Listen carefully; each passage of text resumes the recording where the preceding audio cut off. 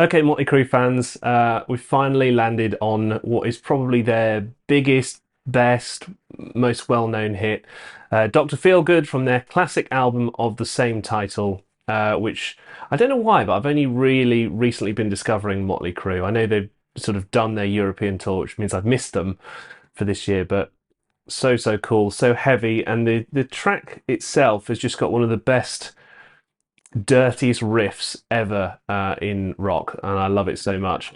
First thing to mention before we get underway is that we're in tune to D, which is not like a drop D, it's like the whole guitar is in D. So if I can name the strings for you: D, G, C, F, A, D, which I've never ever tuned to D before, but a lot of Mötley Crüe, in fact I would say everything I've heard so far is tuned to D, which means that the neck is a little bit looser, the soloing is a little bit easier, so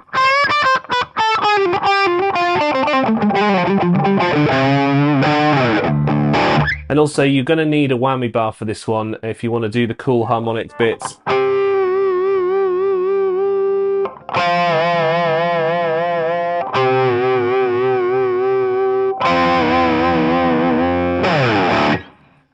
So that's why I've got the PRS out, because I bought this guitar specifically for the whammy bar so that we could do tracks like this. Anyway, that's all the preamble. Let's get into the chugging chords of the intro. So it's quite an easy introduction. Mick Mars does actually play this section before he then kicks into the first solo with, and also the harmonic section with those whammy bar tremolo dives. We'll start off with a bit of palm muting on the E power chord with your first finger.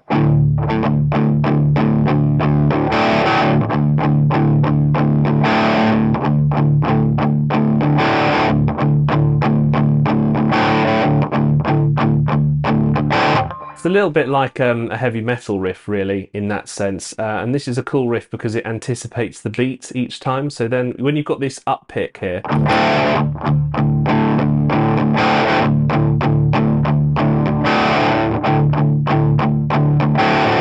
a little bit like Night Train from Guns N' Roses, which is always kind of anticipating the first beat.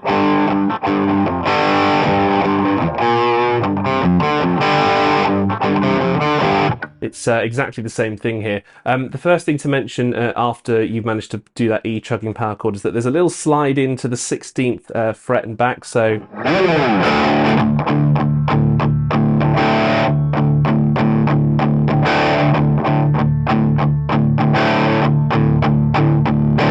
and make sure that you really palm mute that because it needs to sound like it's really chugging along there. It's a very heavy sound on the album. There's a few bars of that, in fact, if you just skip forward a little bit, because the chugging section keeps going for essentially 15-16 bars, and it ends with a slide up.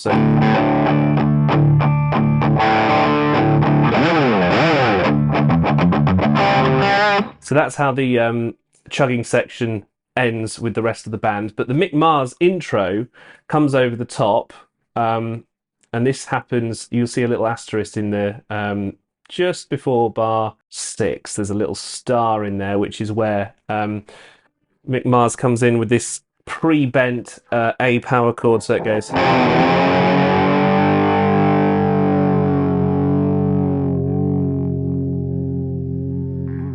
I mean, essentially, you don't have to do it so specifically, because in live situations, he just plays the open string.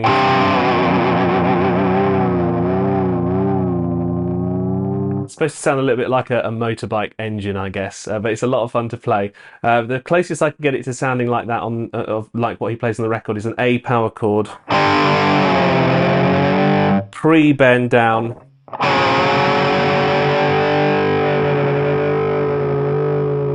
And I've given a little bit of guidance on how far to depress the tremolo, which you can see there. It starts at -1 fret, and then you kind of bend it down a quarter, half. We'll dive straight into the harmonic section now as well, because this is where it gets fun straight away. So you've got 2 notes being played with 3rd fingers each time. So you start on the 7th frets, and then I'm going to have to call it the usual names of the strings, otherwise it's going to confuse me. So the D and the G string in standard tuning here. And you're doing your 3rd finger very lightly held. Above that string there with your 3rd finger. And then you play it. And then you depress the tremolo on the beat. So you do 6 of those. And then quite counterintuitively, you drop down to the 5th frets and do that again. Back to the 7th. Then up to the 12th. And then again.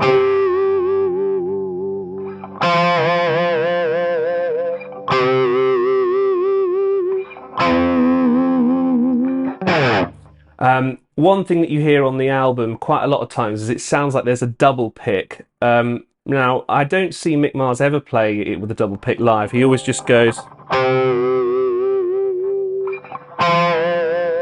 John 5, who's the new guitarist from Mötley Crüe, does 2 notes like this.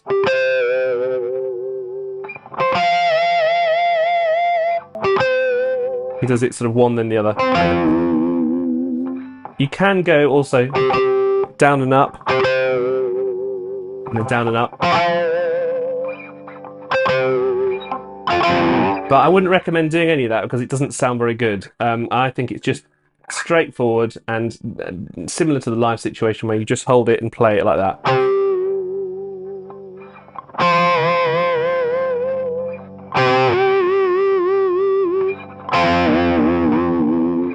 And then right at the end, once you've done it around twice, you get this slide up again. So you do your slide in from the 16th fret. And the actual chorus itself goes like this. So we're on the open bottom string, which we've tuned down to a D, by the way, just remember. You're going to do alternate pick here, so that's the general idea. So then there's the 1st, 2nd and 3rd fingers here, so now, there's loads of videos online that get this totally wrong. So it's not this, and it's not an A open string. It's all on the bottom string here with a load of palm muting. So make sure your palm is nice and close in. So it's like that. And then this chord, which is essentially like a D, it's a down, then a down up.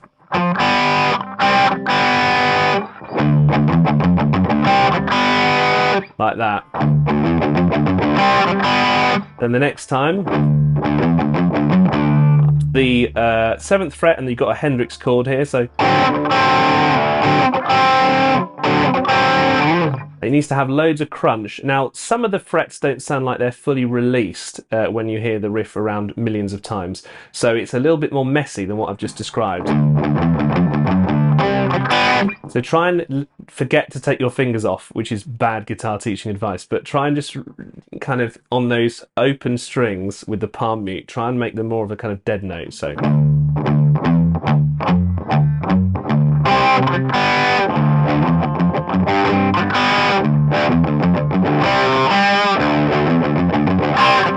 Because on some occasions when the riff comes round, you can almost hear it like this.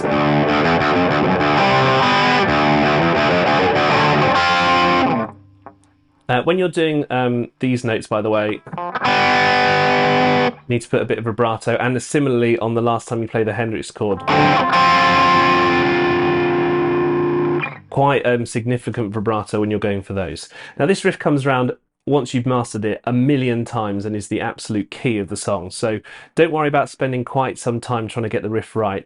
The other thing I want to mention is that the rhythmically it comes in before the beat on each bar. So if you're going to go 2, 3, 4, it comes in as I've notated there on the tab early. So when you're playing it around, it's got to have that really loose feel.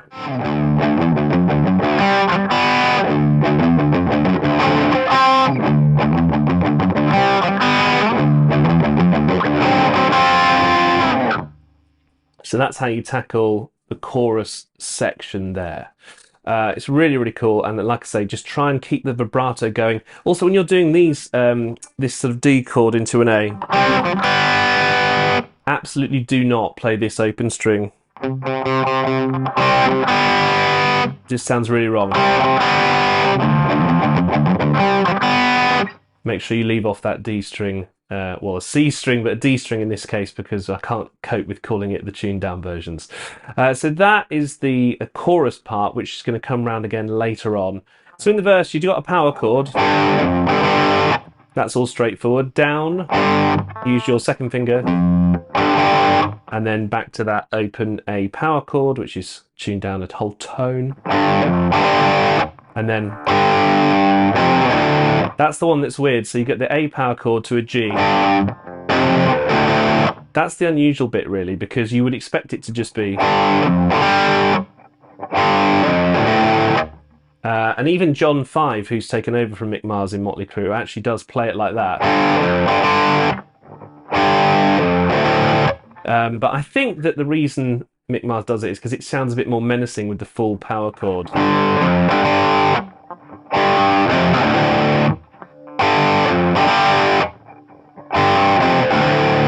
And I think that every single time he's ever done it, except for once that I've seen, he does it like that. There's one time where he does it with the second finger, but I think that you can almost see in his face that he goes, whoops, I shouldn't have done that. So if I were you, I would stick to doing it in his way.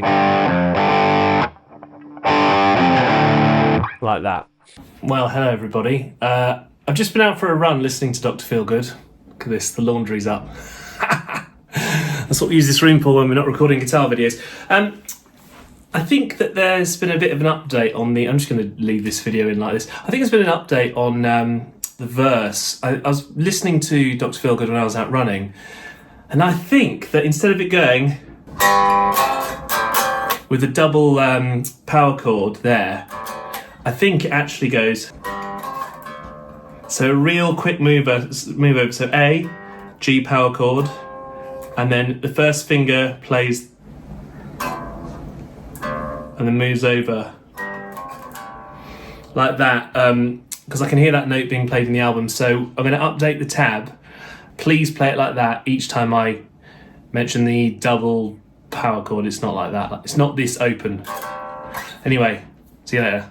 That is essentially it. There's a variation of this which is coming up in a second where it's got more chugging power chords chucked into the mix here, so it goes a bit more. On bar 39 to 40 it goes like this.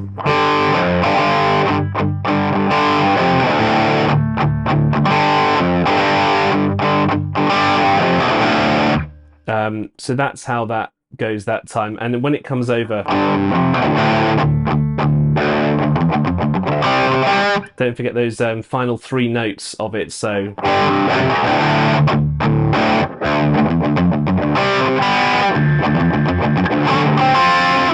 before it goes into the chorus part 2. So just one more time.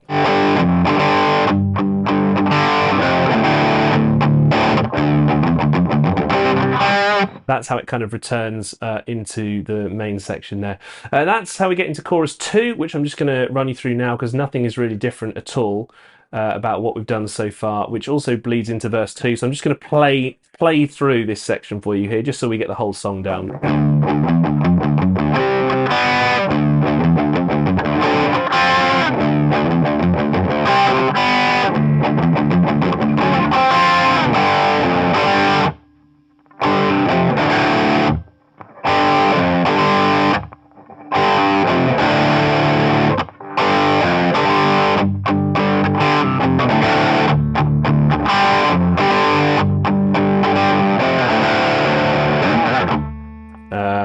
goes back to a chorus 3. So.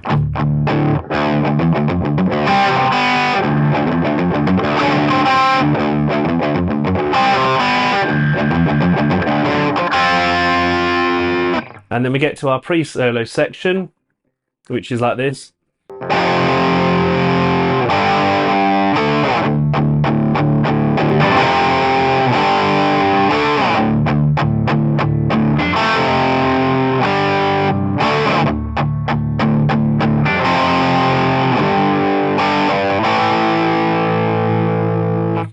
So Mick Mars plays this with a thumb, dead note, then 3, 2, 1.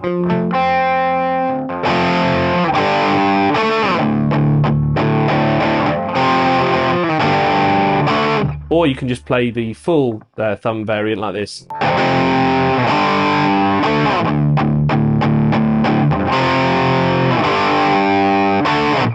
Which is actually my preference, but I'm going to try and Mick Mars it up here. So we're going to go for this variation here. So we're going to do this round a few times. So this thumb version of the G chord here, then A, and then up to this E power chord where he does a 1, 4 and 4. It's quite hard to get that. So you're going to move on the last down pick there.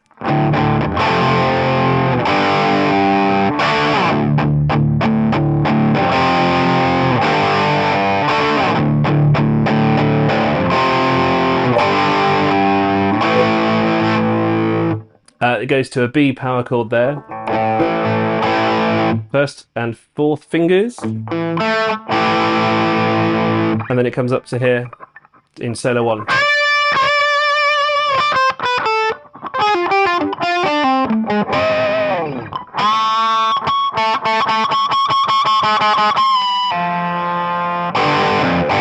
And then we're back into the next section. So let's go through solo 1 now, seeing as it's so much fun here. This is quite a fun one to play. It always brings a smile to my face. So you've got 15th and 12th frets played together with a bend. This is quite normal. Lots of vibrato on the second one there. And then you get... That's what you're going to go for there.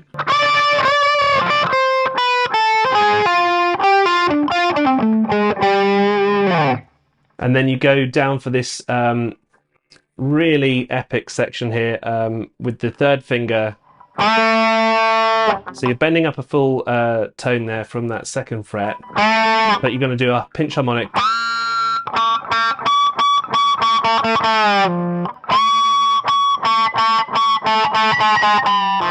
So you've gradually released that with the specific rhythm that I've put in. If you want to kind of do it more like Mick Mars, or it's just a bit more like it gradually gets like it's a dying cat. And then he also does a whammy at the end. So it's a real long bend. And then we're back to these chords.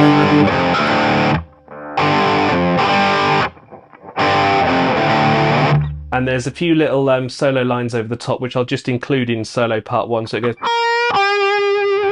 That's one of them. And then we're back into this rhythm again. And then there's this up here. So that line is just played over the usual chugging chords. And then there's one more, which is this. And we're back to chorus 4 here, so.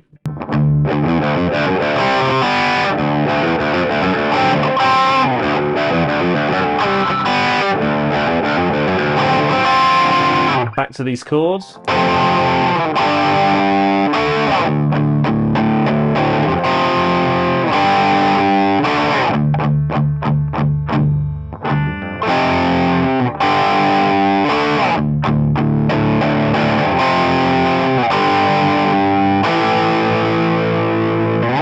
And then it's up here.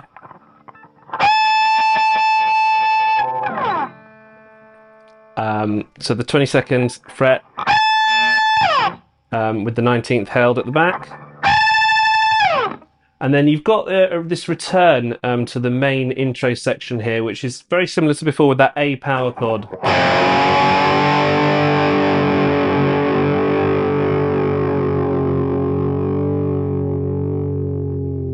So you can have a little play around to try and get your tremolo to match what's on the album. That's the recommendations for the dipping are what I've put on there. And then you essentially have got our harmonics returning as well before you get to the main solo here. So we'll just run through these harmonics again because we've done this before. Nothing's particularly new here.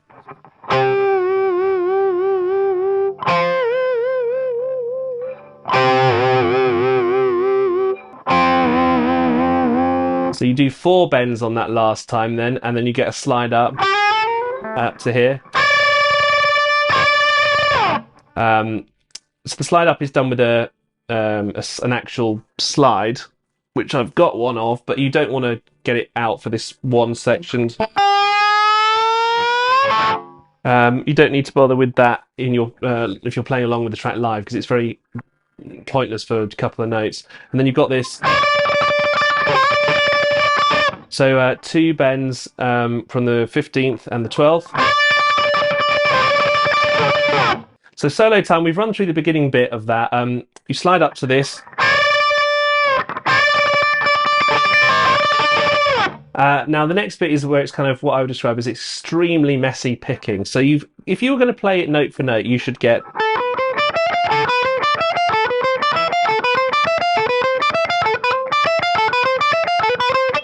And then...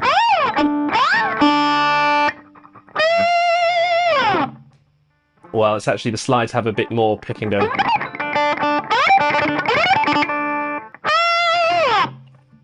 What Mick Mars does is he uses the bends to kind of get up to speed with the picking. It's very, very messy. And then the next runs just get essentially your best attempt. So...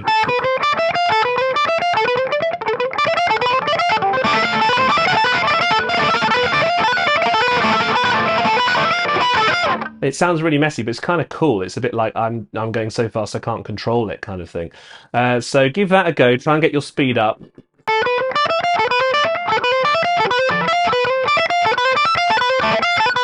So once you've done the last one, you get... So it's 2 slide ups. It's kind of around the 15th fret.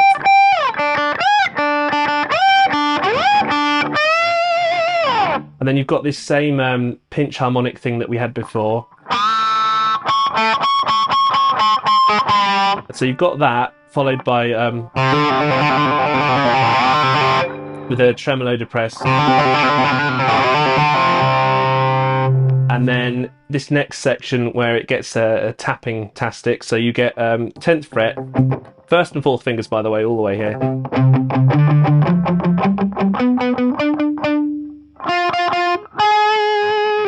And then you bring your 1st finger on to the 12th fret on the B string.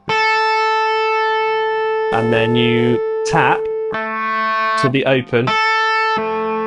And then you do a 2nd finger on the 9th.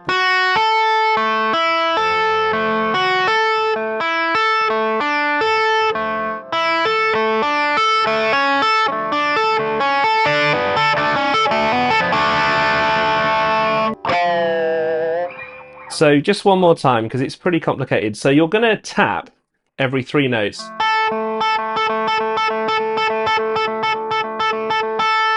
The notes that follow are the open, so that's easy. Then you're going to use your 2nd finger to do this tap, which I'll just play on its own. And then... And the last time you play it with the 1st finger, so that you can do this harmonic.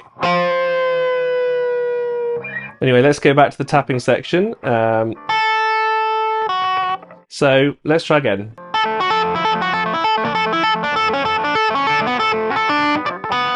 And then and then the main riff comes back. So good luck with the tapping. I hope that's useful to kind of notate it out for you there. It just takes a little bit of practice. And just remember that the last note is a first finger, because then you can dive. And then we're back to the main riff, but this is kind of a bridge here. So once you're doing the dive, the main riff returns below. You're probably going to join in once you've done your dive on the second time.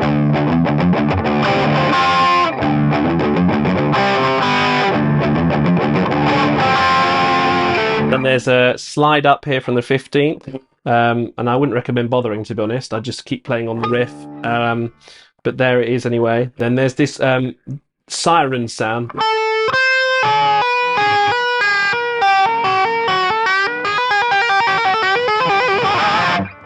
Which is quite straightforward, just the 12th and 15th frets with the whammy bar depressing, and then you're going to jump back in here to this section. So it's a hybrid of the two previous licks which we've had. And then obviously the main riff. Those two combined go like this.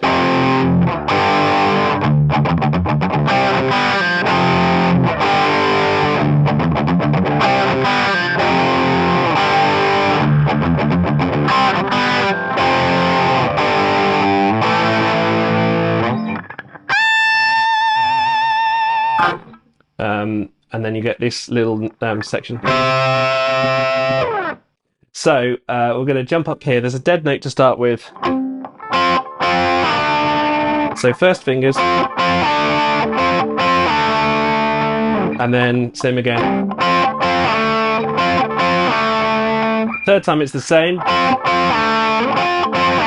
Except with the up-picked dead note. In fact, really, that's only an occasional factor in this outro. You get to hear it the first couple of times and maybe once a bit later on. And the fourth time, so make sure you do a down, down, up.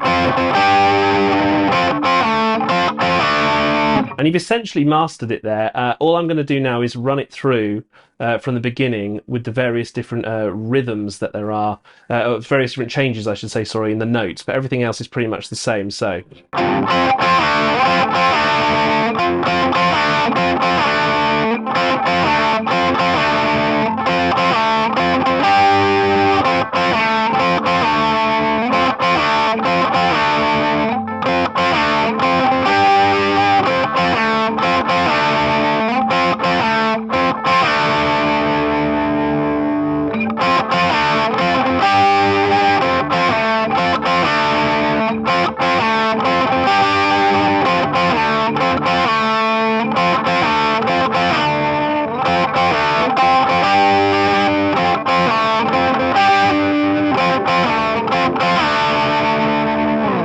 There's a gradual fade that happens also from bar 138 onwards on the album, just so you know. But the rest of it is quite cool to play. Make sure it's those two strings.